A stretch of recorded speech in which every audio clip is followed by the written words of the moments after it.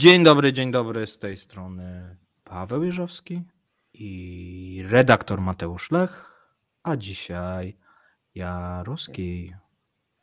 Ja ruski, ty ruski i wszyscy jesteśmy jedną wielką rodziną i dziś mamy dużo energii, dużo pozytywnych wiadomości dla was i chciałbym powiedzieć, że chciałbym zacząć od tych korepetycji. Chciałeś wziąć korepetycję, tak? Wiesz co, jeżeli przejdziemy dalej do tego tematu, to twoja propozycja będzie wyglądać korepetycji, żaden problem. Jeżeli przejdziemy zaraz do tematu, który chciałeś opowiedzieć, a te zdanie zostanie wycięte z kontekstu, to ono bardzo źle się zestarzeje i to bardzo szybko. Więc może... Ale poczekaj, ale sporo ludzi bierze korepetycje i coś w tym złego? Dzieci biorą korepetycje i dorośli. Ja Dzieci biorą. Kiedyś dawałem korepetycje. Ja kiedyś brałem. A ty kiedyś brałeś, tak, korepetycje. Tak. Ale nie jest to, że ja ci dawałem korepetycje, bo nie pamiętam. Przynajmniej nie z tego. Może ty pamiętasz, że ty brałeś ode mnie korepetycje, ja tego nie pamiętam. Ale to... bo ja sobie pobieram mimowolnie. Ode mnie korepetycje, tak? Tak, ale przejdźmy do korepetycji rosyjskich, gdyż pewna nauczycielka udzielała korepetycji 15-latkowi. Z jakiego przedmiotu? Pamiętasz? Bo ja nie pamiętam. Właśnie nie jest podane z tego, co... Poczekaj, może ty znalazłeś? Bo ja nie znalazłem, jaki to był przedmiot.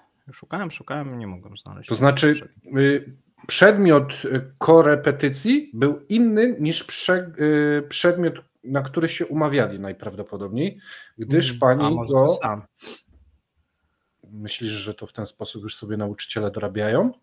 Bo tam w sumie małe pensje są. Ogólnie to tak bardzo popularne w Rosji i to jest taka właśnie inna tendencja niż na Zachodzie. Na Zachodzie jest to mało popularne i tak wszyscy nauczyciele jakoś chyba od się tego wstydzą, stronią, a w Rosji nie. To znaczy, może nauczyciele nie stronią, nie mów, że nauczyciele stronią od tego, tylko stronią od dzieleniem się tą wiedzą z uczniami. Tak. Bo jednak może lubią w zaciszu domowym z żoną lub mężem. No dobrze, ale może powiedz, bo być może ktoś nas słucha i nie wie o co chodzi. O co chodzi? Pani nauczycielka udzielała korepetycji uczniowi z przysposobienia seksualnego? Można to tak nazwać? Nie wiem. Czy anatomii? Ja nie wiem, co to jest, więc rozumiem temat. Nie wiesz, co to jest anatomia? Co to jest anatomia? Nie wiesz? Chyba potrzebujesz korepetycji od takiej pani nauczycielki. Z chęcią. Ja akurat mogę się pisać, widziałem zdjęcia pani nauczycielki. Jestem fanem pani nauczycielki. Tak, natomiast fanem pani nauczycielki nie został jej mąż. W sensie przestał być. Został, kiedyś został. Kiedyś został, teraz przestał, bo jednak uczniowie okazali się większymi fanami, przynajmniej ten jeden, a mąż w swojej złości poskarżył się na policji. No nieładnie, bardzo nieładnie, ale wiesz, przychodzisz na komisariat, dzień dobry, oni tam mówią, siadaj. I ty siadasz godzinę, nie? Tak, złość w tobie kipi. Ale już widzę, że trochę tak czujesz ten klimat, nie? Bo czuję, próbowałem się wczuć. Dzień dobry, tak tego, nie? A w Rosji tak, siadaj. Siadaj, tak. Co chciał? Dupę zawracasz, nie? To się wytnie. No tak, dokładnie tak jest. No. Tak, za przeproszeniem. I za przeproszeniem on czeka tą godzinę, no i mówi, że dzień dobry, tu towarzysz taki i taki, żona korepetytuje uczniów. I ten policjant ty się puknie w głowie, no po co ty tu przychodzisz, nie? Ale ona korepetytuje w ten sposób. W ten sposób. A, to 304. A to 304, tam wszystkie tam się zgłasza żony, tam się zgłasza żony. No, żonę to 304, nie? Żony to 304, ale wiesz, to jest fenomen, bo jedna sprawa jest udzielanie korepetycji w ten sposób uczniom. Druga sprawa jest reakcja tego męża. Który gdyby ją No spalił, to by było tak jak po rusku, a tu jednak poszedł w zupełnie inną stronę. No właśnie poszedł tak, bo jakby tak podpalił, nie, ta benzyna. To tak byśmy powiedzieli, tradycyjna życiowe, historia, nie? Taka życiowa, nie? Taka normalna, tak, no życie w Rosji. nic specjalnego, typowo rosyjskiego, nie? Natomiast on tak poszedł, poskarżył się na policję w poprzek. I wiesz co? To się źle dla niego skończy. Bo ja sobie myślałem nad tą historią, bo ona nie dała mi spokoju i sobie pomyślałem, no zobacz, masz mieszkanie na kredyt, najprawdopodobniej spłacasz go z żoną. Widać, że jest ciężko, że żona decyduje się udzielać korepetycji. No bo jakby im się dobrze powodziło, no to wiesz, żyją sobie, chodzą sobie do restauracji, a nie żona jeszcze po pracy robi. No i w tym momencie on mówi pas, nie będziesz korepetytować w ten sposób, ani w żaden inny. No i z czego będą spłacali kredyt?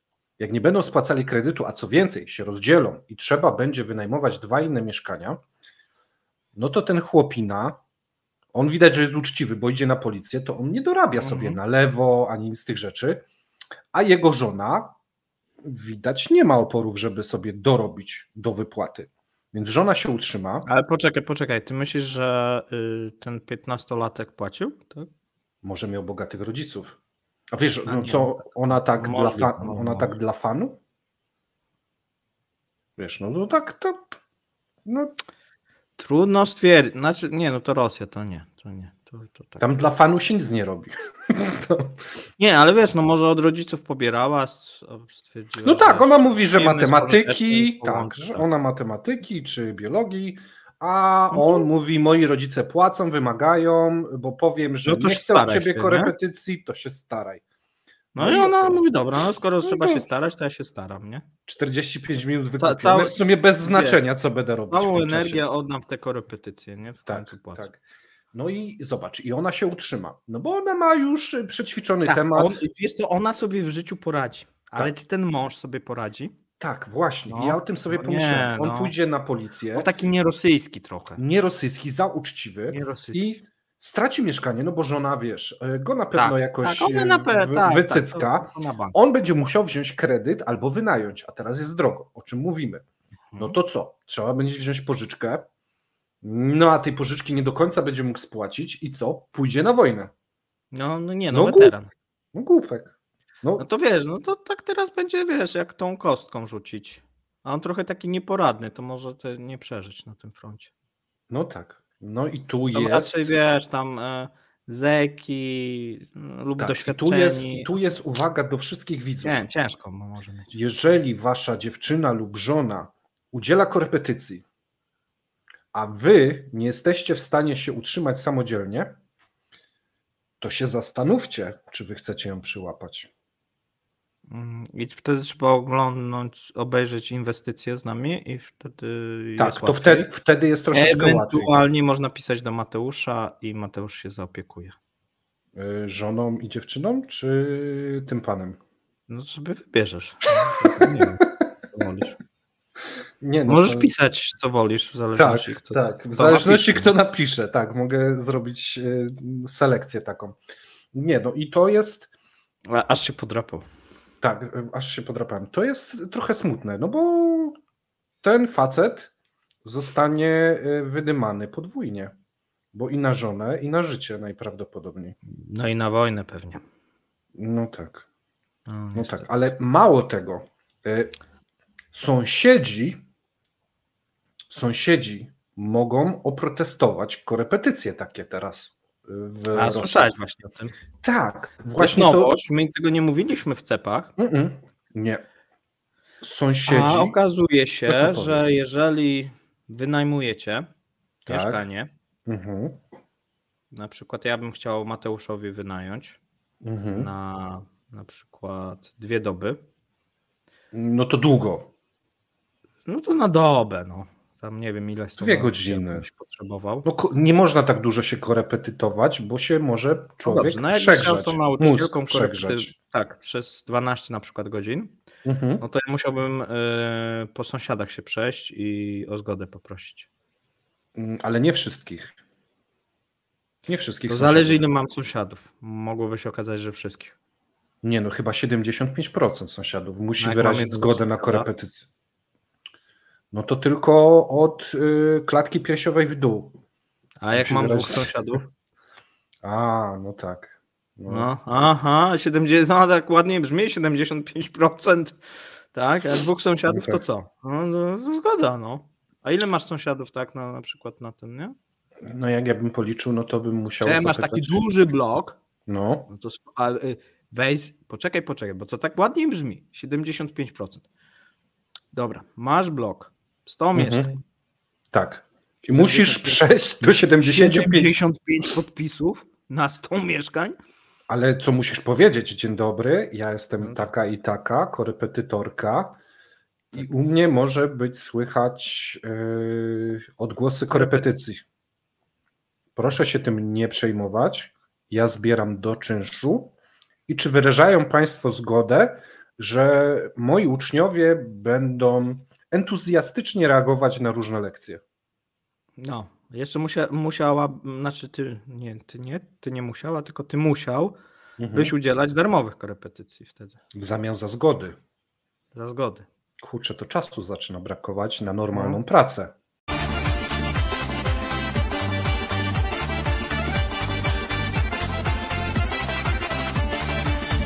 20 września 33-letni Witali ze wsi Uksanojskie został zabrany na komisariat policji w obwodzie dalmatowskim. Mężczyzna był podejrzany o podpalenie stogów siana należących do indywidualnych przedsiębiorców w sąsiedniej Briujakiwce.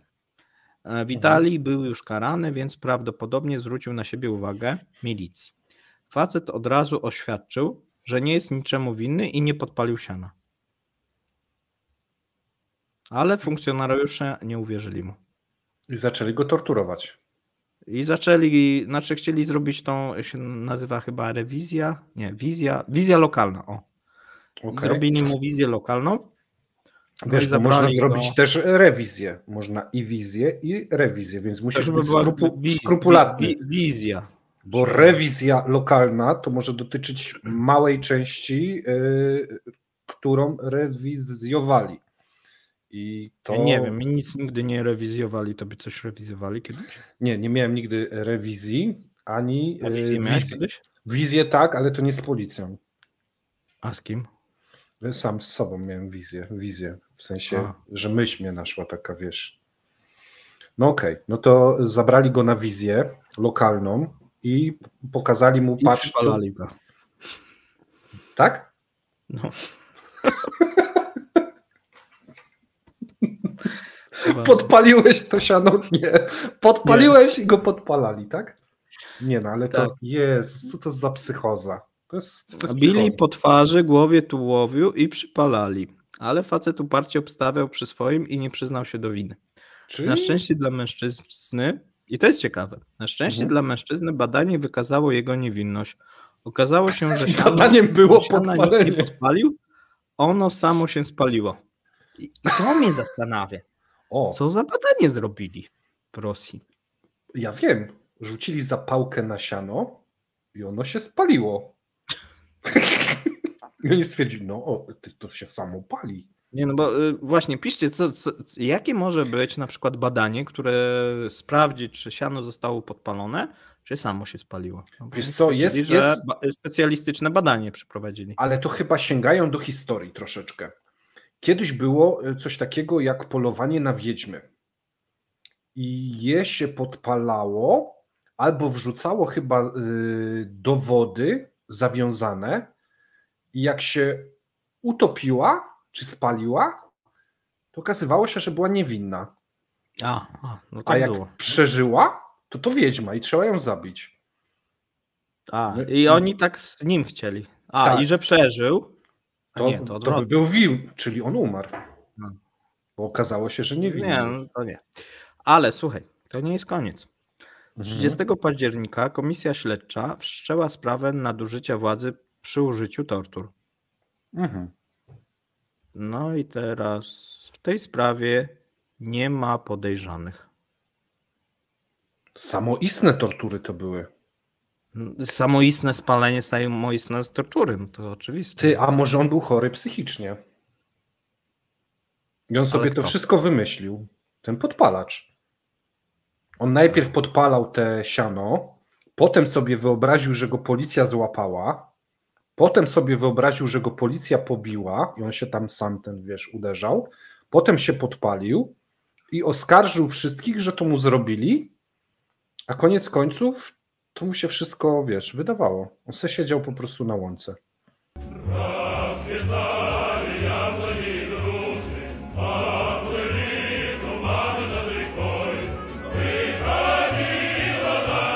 No tak, bo kilka nowych ministerstw będzie. Jednym z tych najnowszych wymysłów jest ministerstwo... Nie, No. Przepraszam. Brawo. I popraw się. Ale o co chodzi? Bo nie wiem, o co ci chodzi. Jak powiedziałeś, że aż boję się tego słowa użyć. Jednym z najnowszych pomysłów, Mati. Pomysłów. A co powiedziałem? Boję się użyć. Wymysłów? Wymysłów powiedziałeś. No tak, no bo sobie coś ubzdurali. No to jest wymysł. Aha, teraz chcę, żeby ten program leciał w Rosji. Przepraszamy pana komendanta prowadzącego, który tu nas kontroluje.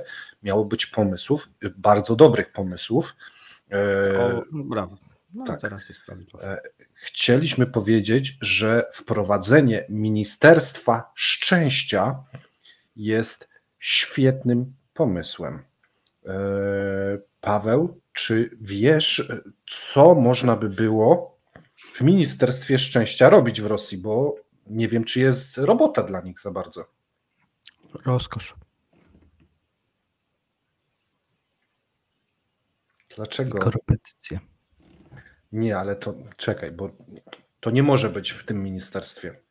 Czemu? A musi być osobno od rozkoszy i tak, przyjemności? Bo ministerstwo od rozkoszy i przyjemności niekoniecznie wiąże się ze szczęściem, bo mąż tej korepetytorki nie wiem, mi akurat nie był szczęśliwy. Tobie się nie wiąże? Tak, ale nie, bo Ministerstwo Szczęścia musi zapewnić szczęście wszystkim, a Ministerstwo Rozkoszy i Korepetycji zapewnia tylko wybranym i to bogatszej części społeczeństwa. To prawda. No. Więc ministerstwo... Czyli rozumiem, że teraz tak bardziej holistycznie patrzysz na to rosyjskie społeczeństwo. Trzeba ci przyznać tutaj uznanie. Ministerstwo Szczęścia musi się skupiać, tylko wiesz, to jest szczęśliwy naród ogólnie. Bardzo Rosjanie? Tak. Znaczy oni twierdzą, że oni całe życie cierpią, wiesz? Szczególnie jak wypiją, to mówią, Jezus, jak my cierpimy. Czyli Ministerstwo Szczęścia powinno zakazać wódki. Nie, właśnie. Tak, no bo jak nie wypijesz, to... Nie, powinny być takie dwa ministerstwa. Szczęścia i cierpienia. I się nawzajem zwalczają. I zwalczać, nie? Tam wiesz, tak, nie? tak, no. I ministerstwo jak są, wiesz, te ministerstwa siłowe, partię, te Ministerstwo Obrony z FSB się tam ściera, to Ministerstwo Szczęścia i Cierpienia też by się nawzajem No i na przykład Rosja byłaby jedynym krajem na świecie, które by miało Ministerstwo Cierpienia. No.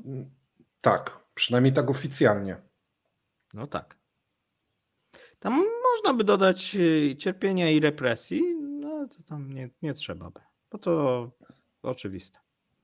Tak, ale to czekaj, bo w tym momencie ja widzę, że ta taka siła Ministerstwa Cierpienia i Represji jest znacznie większa niż Ministerstwo Szczęścia. No w Rosji tak. Dlatego utworzono. No i na przykład wiesz, by było można by tak i cierpienia, i represji, i osób skazanych. Dlaczego tak łączyć? No bo tam w Rosji to tam się łączy, nie? To tam ten. Oni lubią, tak? Pamiętaj, że najpopularniejszymi poetami w Rosji, no to są ci poeci, tak? Którzy najczęściej siedzieli, nie? Więc tak. Bo jest czas na refleksję. Tak, jest dużo czasu. Ministerstwo Cierpienia lecz refleksji. Może tak, pozytywniej. No bo wiesz, represji brzmi negatywnie. I wiesz już, że to jest złe ministerstwo, a co się robi ze złym ministerstwem? Przyjdzie nowa władza kiedyś, no to pierwsze co zaora ministerstwa, które... Nie, ale wiesz co, ale to by tak pasowało, byś tak miał Ministerstwo Szczęścia, Ministerstwo Przyjemności i Rozkoszy, Ministerstwo Finansów się zmieniłoby na Ministerstwo Dobrobytu, Ministerstwo na przykład, co tam jest, pracy, coś tam, to na Ministerstwo Dobrych Uczynków. Aha, że nie płacić za pracę, no tak, no to wtedy... No to nie, no to tak. Dobry uczynek, tak. Nie, ogólnie Ministerstwo Dobrych Uczynków, tak, to tak by było, wiesz... I probuddyjsko, i prorosyjsko, i w ogóle by było tak fajnie. No okej. Natomiast Ministerstwo Rozkoszy. Tu jest potrzeba dużo pracy. Angaż chciałbyś, widzę. Ale to dużo pracy. No. Tak, dużo pracy. Wiesz dlaczego? Bo Rosjanie nie chcą się mnożyć. A to rozkosz ma coś wspólnego z tym? Wiesz co, to znaczy rozkosz z prokreacją ma troszeczkę wspólnego, bo wiesz, jeżeli nie masz tej rozkoszy, to nie za bardzo ci się chce ten teges. Tak mi się wydaje, przynajmniej wiesz, tak z własnego doświadczenia. Nie wiem, czy ty tam kojarzysz, jak to jest, ale jeżeli... Tak słabo. Słaby. No ale to sięgnij pamięcią. I wydaje mi się, że jak byłem młody, pamiętam, panie, jak ja wtedy... No i słuchaj, no i jeżeli nie ma tej rozkoszy, no to nie ma prokreacji, to nie ma młodych Rosjanek i Rosjanków. No ale moment, nie ma młodych mężczyzn, bo są w Ukrainie. No. Młode kobiety nie są zainteresowane mężczyznami, którzy nie posiadają własnego mieszkania. Tak. A teraz większość Rosjan nie będzie posiadała większego też, ale własnego mieszkania. Z mieszkaniem też. No więc wiesz, na chlewik to tak nie za bardzo ten przejdzie. Dlatego jest potrzebne ministerstwo. Bo z władzą się nie dyskutuje. Przyjdzie inspektor do spraw rozkoszy, będzie miał dokument, nakaz lub zakaz i trzeba wykonać polecenie. Bo jak nie, to przyjdzie zaraz drugi minister, to znaczy inspektor z ministerstwa, czy komisarz z ministerstwa tego, co powiedziałeś, smutku i cierpienia. Z ministerstwa cierpienia. Więc albo pójdziesz po linii partii i kraju w rozkosz z komisarzem od spraw rozkoszy, albo pójdziesz z komisarzem od spraw do ministerstwa cierpienia i więziennictwa. No to tak można w sumie. Więc to ci będzie to Ministerstwo Cierpienia i Więziennictwa takie przyszłościowe, może tak rozbudowywać się, nie? Tam dużo komisarzy może być też, nie? Ale rozkoszy też się może rozbudowywać. Bo może być dużo chętnych do tego ministerstwa. Że tak po dobroci, tak? No, że sami chętnie pójdą pracować ku chwale ojczyzny. Jednak miliony zobaczymy, jak to będzie. Tak. Możemy zawsze to sprawdzić. Piszcie, jeżeli chcecie, żebyśmy to sprawdzili. Natomiast odnośnie takich tematów, to mam dla ciebie informację, że w Moskwie policja wtargnęła do prywatnego przedszkola i zabrała do oddziału 9 małych dzieci, czy na policję. Potem się okazało, że 6. Gdzie im zniknęła 3 dzieci? Podobno coś im się pomyliło, źle policzyli, a podobno rodzice odebrali w międzyczasie, znaczy ich wykupili. Trzeba było wykupić. Chcesz mi powiedzieć, że rosyjska policja porwała 9 dzieci, to znaczy 6, bo im się pomyliło liczenie do 9 i zażądali okupu od rodziców? No nie, że w międzyczasie zamiast, jak przyszło do spisania tych protokołów, to 6. Jak ich zabierali, było 9, a protokoły spisano tylko 6 protokołów. A co z pozostałymi 3 dziećmi? Ja się zastanawiam. No i słuchaj, i to było w przedszkolu sieci Smile Fish. Według dyrektora Iwana Sorokina jego pracę przerwało kilku funkcjonariuszy policji, milicji, którzy przyszli na kontrolę.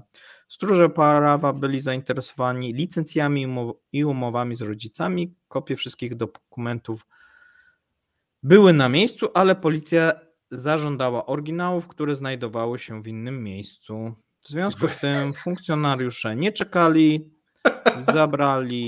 nazwali maluchów dziećmi ulicy i zabrali na oddział policji. Chcesz mi powiedzieć, że to wygląda tak. Dzień dobry, gdzie są faktury? Tu, to są kopie, bierzemy te dzieci.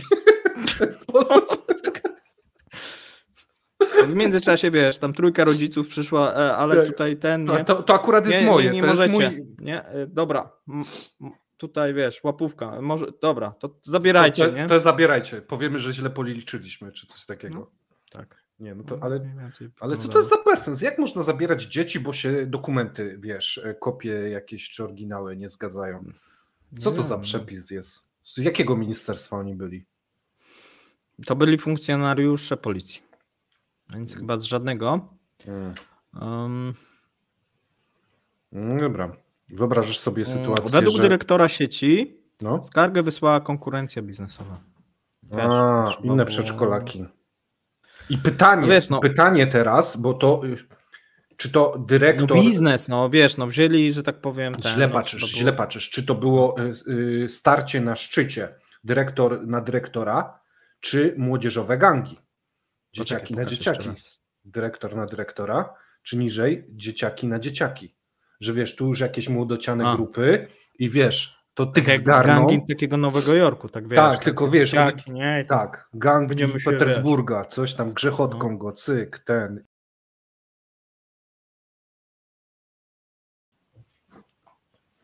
Nie jedz zamka, tylko opowiadaj.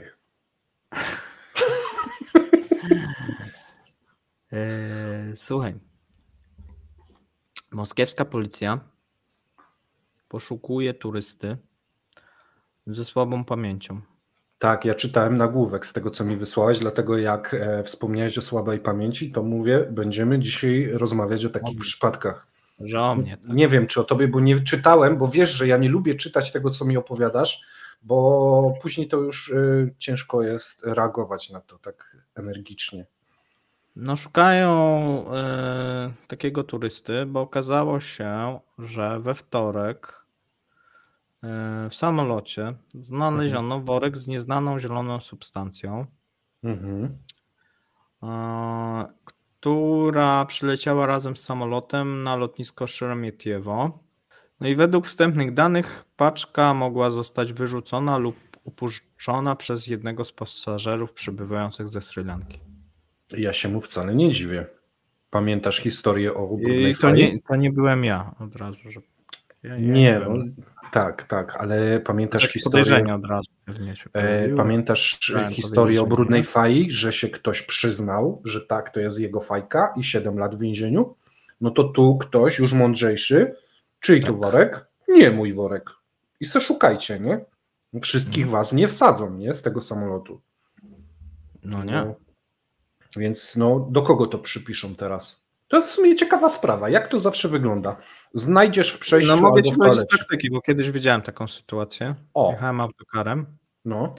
I taki worek został znaleziony z inną substancją. Okej. Orzeszkami pieniowymi. Z orzeszkami pieniowymi. Bo tych nie można zbierać według nowego rosyjskiego prawa. No i tam akurat za posiadanie takiego worka to kara śmierci, nie? Więc tam, gdzie ja byłem. No to ciężko się przyznać. Ale to zrobiło ci się ciepło? Nikt się nie przyznał. A zrobiło ci się ciepło w tym momencie? Osób, ale wszyscy ciepło. No. Ale to wyglądało dobrze. Okay. Znaczy zatrzymali tamten, bo nie mogli oddać, bo nie wiadomo komu oddać, to po pierwsze. No tak, komu oddać, nie? Tak wiesz, ktoś mi tak... Dobra, komu oddać, bo kończymy, nie? Komu to oddać? I ktoś komu oddać, nie? Ktoś tak odruchowo i koniec. No ciężko z tymi workami z różnymi substancjami, nie? Wiesz, ja się obawiam na przykład takiego czegoś, że sobie jesteś na lotnisku i jesteś w kolejce i ci ktoś podrzuci do plecaka, do kieszeni czy coś. Masz takie lęki? Nie. Że nie twoją substancji? Mam Że nie twoją substancję przeniesiesz przez bramkę, a później masz problem? Rozumiem, ty masz takie lęki, jak mojego znajomego mama miała lęki, że zawsze jak jeździła autobusem, miała skasowany bilet, to zawsze i tak się bała kontrolera. Bo nie wiadomo. Że tak, że źle skasowała, albo nie ten Że bilet. źle skasowała. Albo kontroler, tak, albo zgubi. Nie, ale to wiesz, w sytuacji takiego worka, jak tu, to jest być albo nie być 7 lat, albo i czapa, nie? Wiesz, taka definitywna. Tak, szczególnie, że na przykład, wiesz, ciekawa jest sytuacja w tej Azji Południowo-Wschodniej, bo mamy ostatnio taki wyłom, czyli mamy tą Tajlandię, w której dozwolone jest posiadanie tej zielonej substancji i dookoła, gdzie nie jest dozwolone, nie? A przepraszam, a ten nagi Rosjanin, co biegał po ulicach i bił... Pattaja. I to było w Tajlandii. Tak. I chcesz o tym porozmawiać. Wiesz co, bo tam lata dużo Rosjan. Nawet teraz. Pattaja, tak. Nie? Tam są nawet kluby dla Rosjan, powiem ci. Tylko dla Rosjan? I oni tam są nago? Nie, znaczy tak, wewnątrz pewnie tak. Natomiast tam też mogą porozmawiać sobie po rosyjsku, bo obsługa też jest rosyjska. Okej, nie Jest sporo, na przykład, wiesz, wcześniej było sporo klubów, które tylko Rosjanki zatrudniały. Korepetytorki. I były właśnie dedykowane, znaczy nie tylko pod Rosjan, ale jak gdyby zatrudniały rosyjską rosyjski personel. Najczęściej, znaczy on był mieszany, bo byli mężczyźni i kobiety, jak to w Tajlandii, to w zależności od tutaj preferencji. No i w Pattaji akurat tych Rosjan dużo. Dużo personelu, dużo też turystów rosyjskich. Czyli może się zdarzyć, że ktoś nie domknie Łatwo drzwi. też się porozumieć po rosyjsku w Pattaji, na pewno. Czyli może się zdarzyć, że ktoś nie domknie drzwi i po prostu komuś się czmychnie na ulicę bez ubrań i robi taką... Znaczy, że to personel nie. Ten, co tam widzieliśmy, to raczej był turysta, to nie był personel. A zdarzają się często takie sytuacje, że turyści rosyjscy gubią swoje ubrania nieostrożnie przez nieuwagę? Zdarzają się. Znaczy to takie jest bardzo ciekawe. Czy to jest jakaś taka, wiesz, starorosyjska tradycja? Nie wiem jak za ostatnie lata, tak? Bo nie mieszkam w Tajlandii od jakiegoś czasu. Natomiast kiedyś było tak, że taką tendencję do obnażania mieli najczęściej turyści z wysp i Rosjanie. To jest tak dziwne połączenie, nie wiem, tak, nie? Ale... Może to jakiś pojedynek? Chyba z różnych powodów. O, jakie powody? Rosjanom było za ciepło? Znaczy, wiesz co, Rosjanie to podejrzewam, że za dużo czynnika, znaczy pewnej substancji wypili, a Brytyjczycy też za dużo wypili i oni tak lubią. Bardzo często.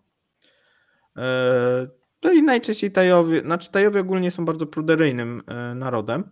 No właśnie, a tu... I to jest ciekawe, co czeka tego Rosjanina, bo wszyscy się skoncentrowali, że on chyba kogoś pobił, tak? Tak, pobił chyba tam 2 osoby, tak za maszystymi i myślę, że takimi za to ruchami. Pobicie będzie niższa kara niż za obnażanie.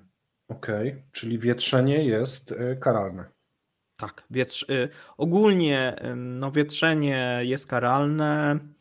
Pamiętajcie, że prostytucja w Tajlandii jest karalna, sutenerstwo jest karalne. Co? To jest program edukacyjny.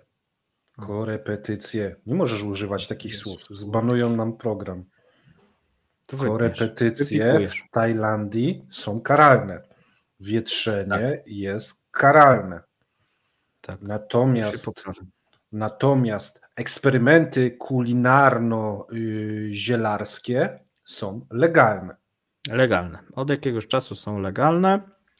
I to jest w sumie bardzo ryzykowne połączenie, bo tu masz, że możesz eksperymentować kulinarnie, natomiast brać lub udzielać korepetycji lub wietrzyć nie, a często to idzie w parze. No a wiesz, najczęściej w Tajlandii jest tak, że pracownicy, które udzielają korepetycji, no to one sobie tak przypadkowo siedzą tam też. Tak. Przechodziły ulicą i sobie tak siadły. Okej. No tak. I to jest ta oficjalna wersja, nie?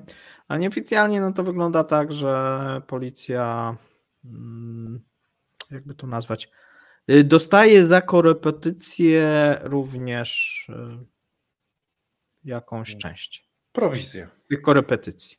Squares up, he almost moves his head like a football player and then goes forward and throws those big punches. There it is. You see it? Emmett would appear to have the power advantage here early. Lamas, though, at least statistically, has been the more efficient striker. Down and out goes Lamas! Josh!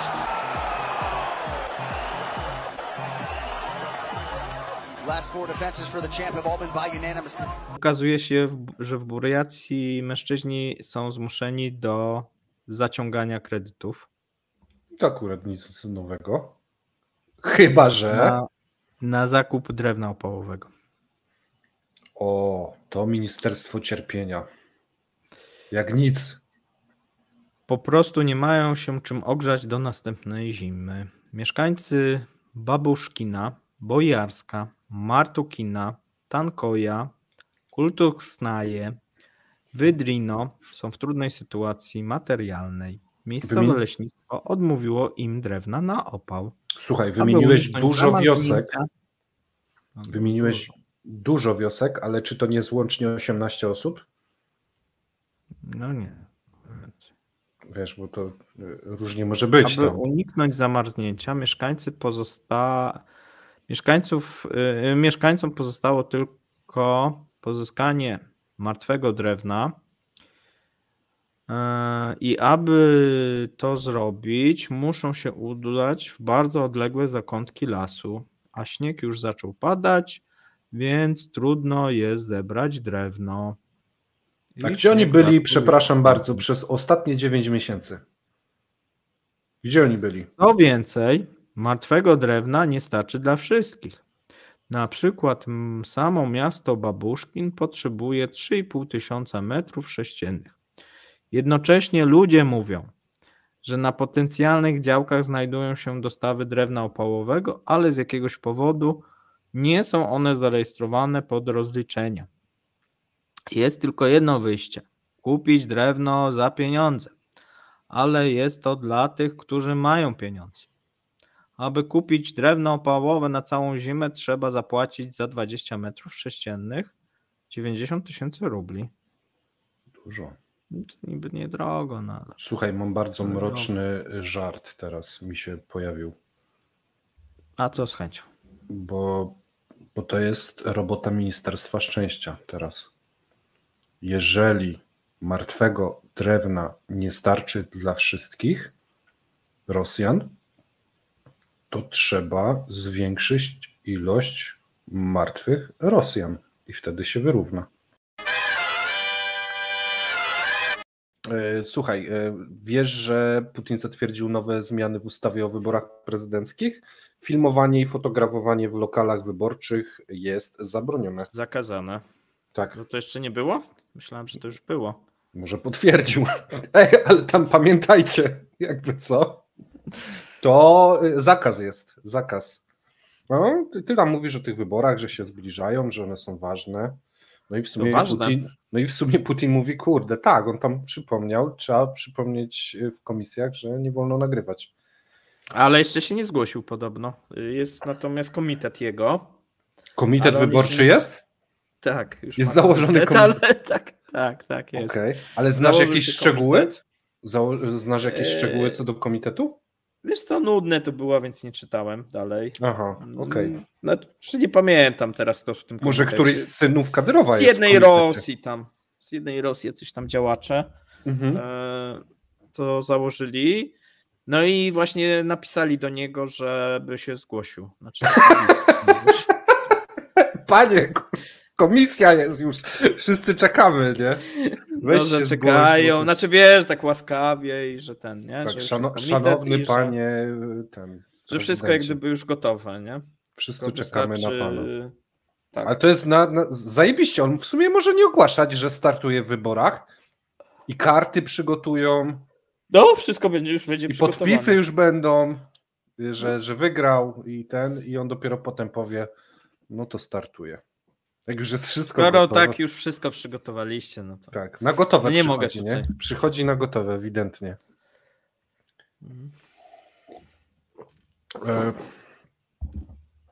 Myślisz, że... A właśnie, a jak myślisz, ty jak myślisz, usadzi Kadyrowa, czy nie? Czy pozwoli mu? Zrobić królestwo? Wiesz co, jak ja oglądam Kadyrowa, to mi się kojarzy Shrek, film Shrek i ten za Siedmiomirogród, czy coś takiego. Trochę tak, nie? Tak, że to jest takie jakieś księstwo, nie? I tamten taki księciuniu i mówi, że jest gotowy na to wasze poświęcenie. Czy nie, ale to wybieranie tych działek musiało komicznie być. To nie. Mhm. To tak. Ale my się śmiejemy, ale wiesz, ktoś, tam w Czeczenii nie ma za bogatego społeczeństwa, nie? Więc... Poczekaj. Gdzie mamy najwięcej luksusowych samochodów? No okej, ale to są wszystko synowie i kuzynowie Kadyrowa. No, więc wiesz, ten współczynnik... W większości tak, ale nie tylko. No ale wiesz, masz jakąś babulinkę, ma po mężu... Bo wiesz, gdzie masz największe teraz przyrosty? Dagestan, Czeczenia. Tam przyrasta im tych bogaczy. Tak. Aha, czy ogólnie przyrasta... No tak. No to ale zaraz, to jest rozwiązana zagadka. Jaka? No a co powinien mieć mafijny boss? Willę z basenem. No tak. I że teraz im tam... Wiesz co, możliwe, bo on powiedział, że inwestorów, a my myślimy inwestorów takich, wiesz... Zagranicznych, tak. Zagranicznych, tak. Będą stawiać biurowce, nie? No, a to nie. W środku miasta, tam wiesz, walniesz zamiast ogródków działkowych, nie? No, wykosisz wszystko, zrobisz willę, 6 osób wyrzucisz, no to masz teren pod fajną willę i basen. No. I garaż na 6 samochodów. No jeszcze jakieś tam, przybudówkę dla tych żon, nie? Żeby każda miała po swoim. Ja się założę, że on szedł i tam z tyłu ktoś szedł za nim i tak ten mi się podoba. To jest brzydkie, to musimy odebrać, nie? I później jest zmiana. No właśnie tak. Mi się to podoba. Mi się to podoba, tak. Ja chcę to. No to tego wywalamy, nie? No tak. No. A jak on się... Rosjanin. Dobra tam. Rosjanina też załatwię. Tak, no co tam, z jednego za Siedmiomirogrodu do drugiego za Siedmiomirogrodu. Zanim do cara napisze tam Putina, zanim to minie może go na front wyślemy jeszcze. No w sumie tak, zobacz, Rosjanin Rosjaninem, nie ma znaczenia, nie? No ale jak go wpakujesz w wagon i go wywieziesz na Ukrainę, no to gdzie on będzie te listy pisał? Oczywiście. To znaczy, wiesz, codziennie widzimy jakieś wideo czy listy, że nagrywa tam grupa 30 osób, drogi prezydencie, nie mamy co jeść i nie mamy butów, nie? No i co to zmienia? Od 1,5 roku te listy piszą. Ale wiesz, że jak wprowadzą ten zakaz importu, to będzie tak jak za komuny, czyli będzie zjazd, ten prezydent będzie musiał decydować o wszystkim. To wiesz, ten system nakazowy jeszcze zwiększy. Ale że na przykład filcoki do numeru 44.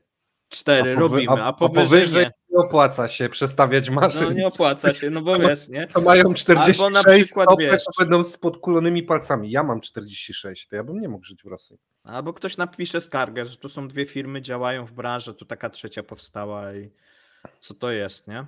Ale na co były skargi? Na co można było skargi robić ostatnio, co mówiliśmy? Że walutę. A waluta to teraz wiesz, jak będzie zakaz importu, po co ta waluta w ogóle? No w sumie traci w ogóle sens, nie? Ona ma sens, no bo wiesz, jak na chcesz bazarze, iPhone'a kupić, jak chcesz iPhone'a na ten bazar, wiesz, pomykasz, no to za co kupisz? No nie za ruble, tak? Bo ci tam nikt nie sprzeda za te ruble, wiadomo. Ten plik pieniędzy, weź mnie to stąd. Panie, ja tu iPhony sprzedaję. Ja tu iPhony sprzedaję, w jakich rublach? I cebulę. Cebulę mogę panu sprzedać w rublach, ale iPhone'a to nie. No co? Co, że nie napisane, że w dolarach, a w czym ma być? Tak? Co ty, głupi jesteś? Pierwszy raz jesteś w Rosji, czy co? Czy od urodzenia mieszkasz tu?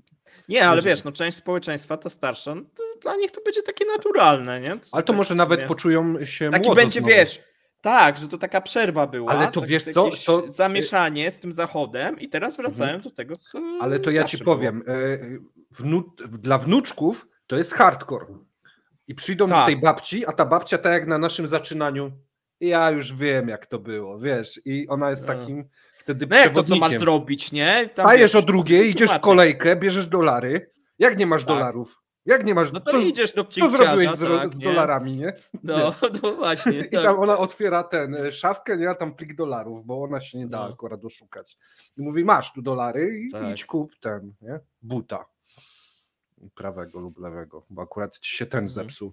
Nie wydawaj na 2. Oszczędnym trzeba być. No, taka babcia to teraz będzie... No, skarbnica wiedzy, bo to wszystkie te... No, ale jak skarb taki, nie? No. Przyjdziesz do babci, babcia daj dolary, nie? Tam się śmiałeś z babci, nie? Tak, babcia, tak, po co ty te dolary, ty głupia, tak? Ona, czekaj. Ruble, inwestycja, a babcia mówi, czekaj, jeszcze dożyjemy takich czasów, tak? Ja swoje przeżyłam. Ale to jest, zawsze może ale być to gorzej. Wszystkie babcie na świecie mówią w ten sposób i jedyne babcie na świecie, które będą teraz dumne, że to się sprawdziło, no to będą te rosyjskie babcie.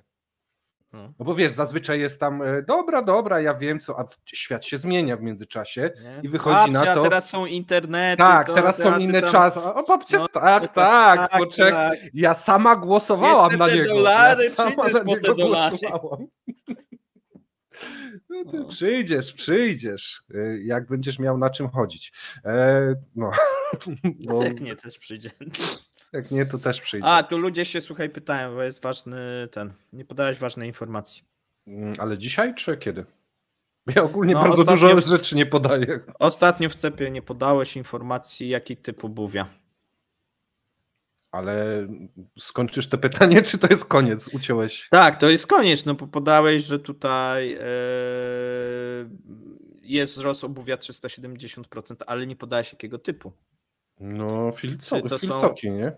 Filcoki, ale jakie? Gumofilcoki? Czy takie filcoki, wiesz, na zimę takie, nie? No, panie, ja jestem rocznik 8-5, ja nie znam się. Ja w życiu krowy nie wydoliłem. Ludzie się pytają, tak, widziałem ten opis, nie? Ale jakie, coś tam. I ja sobie myślę, no kurczę, jakie?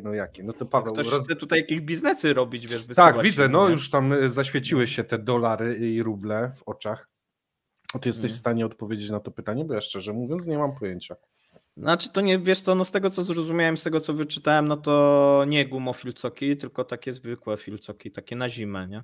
Ale to filcoki wyglądają tak samo, tylko bez tej gumy? Że jest po prostu taki filc od góry do dołu? No taki filc, znaczy czasami mają jeszcze, wiesz, tą podeszwę taką, natomiast tak, taki jest filc i one są często jeszcze tam, czasami są docieplane. Ale to nie przemaka? Nie. Znaczy na zimę nie, jak masz mróz. Aha, no ale jak jest klapa, no tak. No to tak, nie? A masz takie jeszcze filcoki, że masz ogumowane, nie? Czyli gumofilcoki. To gumofilcoki, no to ja zrobiłem zdjęcie masz ten filc, gumofilcoków. Nie? No. A ty zrobiłeś gumofilcoków? No zdjęcie. To dlatego. No tak. Wprowadziłeś ludzi w błąd. No i pomyśleli teraz, że wszyscy w Rosji w gumofilcakach. Przepraszam. Nie, no ale ogólnie wiesz, no one się sprawdzają i te, tak, w zależności od pory roku. No jest oczywiście jeden problem, no za długo, tak wiesz, w gumofilcakach to nie pochodzisz sobie, nie? Dlaczego? Stopa się poci? Czy o co chodzi? No bo nie oddycha, tak, no bo tutaj wiesz. Nie, tam nie masz membramy z siateczki, tam jakieś Nie ma nawet Gore-Texu? Czy coś tam? No nie ma Gore-Texu, wyobraź sobie. Jak to? Są takie buty? Nie, no okej. No ciężki temat, nie? Ale wiesz co, jest postęp i ja myślę, że będą wchodziły jakieś kolorystyczne wersje. A tak było przecież za komuny, tak? Były Ja ci powiem nawet takie gumofilcoki w matrioszki jakieś czy coś. To nawet fajne. Na przykład wiesz, za komuny były, wiesz, to takie buty ze Sky, to wyprzedziły swoją epokę, tak? Bo tam wiesz, podróbka skóry, nie? No. Była. A to teraz nazywało się Sky, to jest teraz skóra naturalna. Tak, ekoskóra. Smutno mi.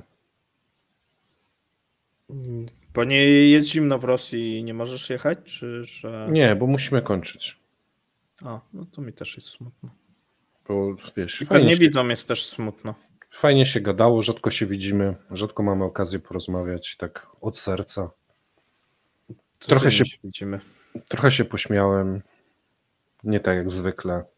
Pracuj, tylko dzisiaj była taka luźniejsza atmosfera. Drodzy widzowie, jeżeli wam się podobało, jeżeli chcecie, żeby Paweł częściej osuwał się na fotelu i przysypiał w trakcie, to dajcie znać w komentarzu i zapraszamy. Co ty robisz za żółwika? Zapraszamy. No, prostuję się. O Jezu. Ładniej wyglądać. Trzymajcie się. Cześć. Cześć.